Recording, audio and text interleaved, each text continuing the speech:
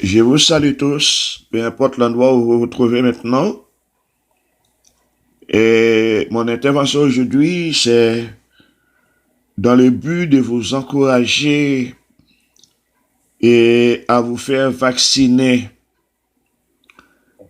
Et les gouvernements ont besoin d'être encouragés, d'être supportés dans cette situation.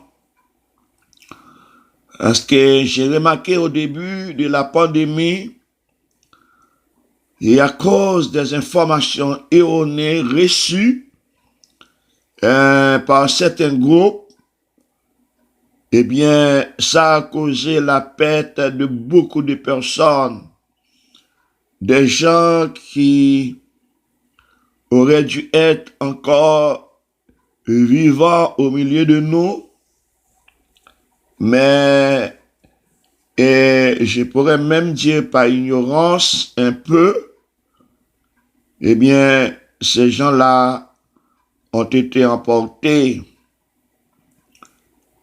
Et à titre d'exemple, moi, j'ai visité une église pendant que le gouvernement avait un peu relâché et les ordonnances.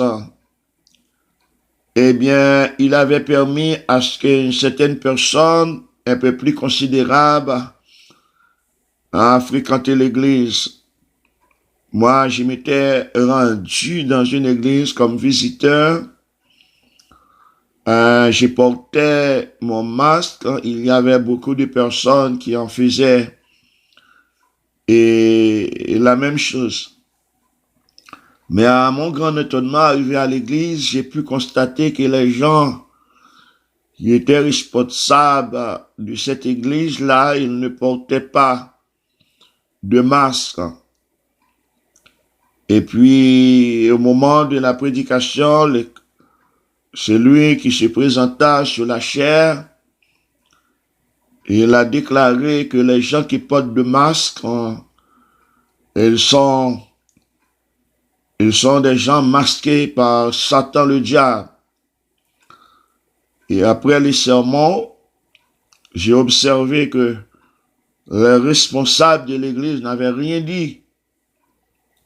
Je l'ai abordé pour lui dire un peu de ne pas induire le peuple dans l'erreur, parce que ce que nous sommes en train de vivre est réel, et c'est nos actions qui devaient aider le gouvernement et en même temps aider les gens. Et il n'était pas content, ce monsieur-là. Il m'a traité d'ignorant.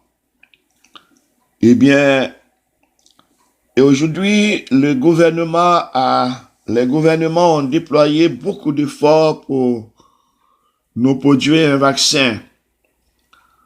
Peut-être vous pourrez ne pas le croire.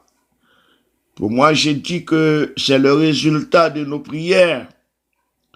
Jamais dans l'histoire, la science n'arrivait avant à développer un vaccin dans un temps aussi court.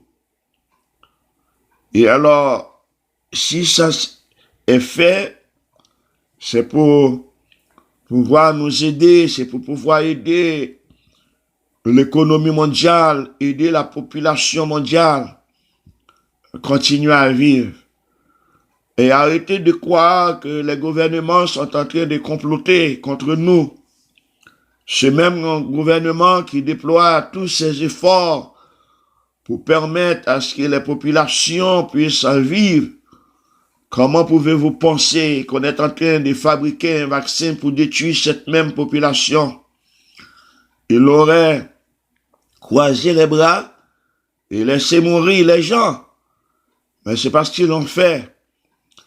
Et alors, s'il vous plaît, et pour les chrétiens qui sont des chrétiens, nous savons que les gouvernements, étant qu'institution, c'est Dieu qui l'a établi. C'est la troisième dispensation.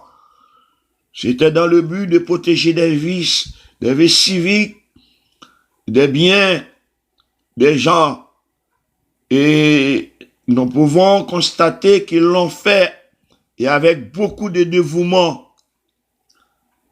Et l'Église aurait dû prendre ça comme exemple pour agir aussi, parce que l'Église a la responsabilité de protéger la vie spirituelle des gens.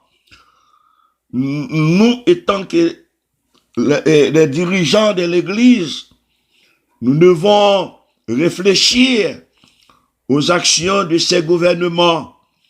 Ils n'ont pas resté avec les bras croisés.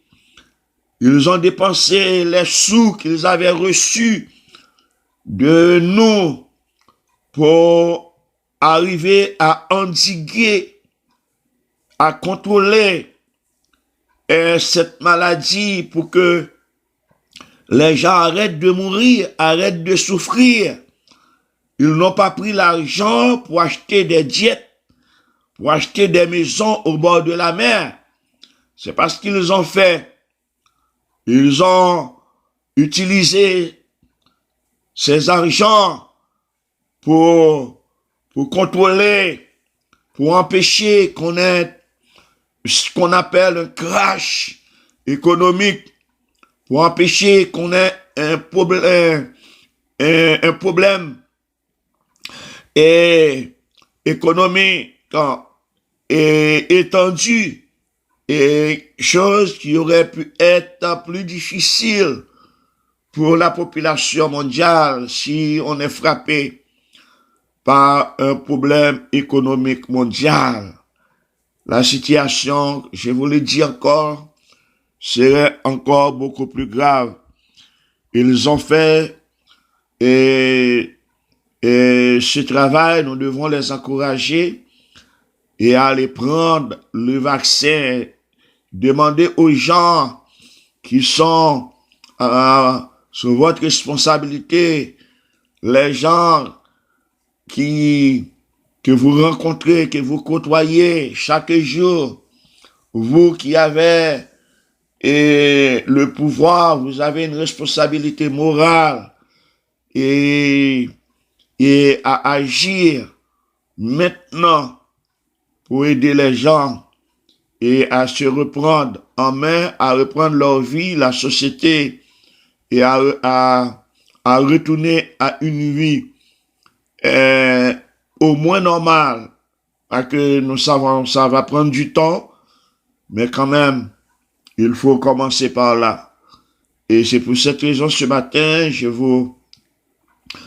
m'adresse à vous, les dirigeants, les pasteurs, les chefs de groupe, et arrêtez de penser, parce qu'un vaccin ne tuera pas et n'empêchera, un vaccin peut tuer. Nous le savons, parce que nous avons écouté des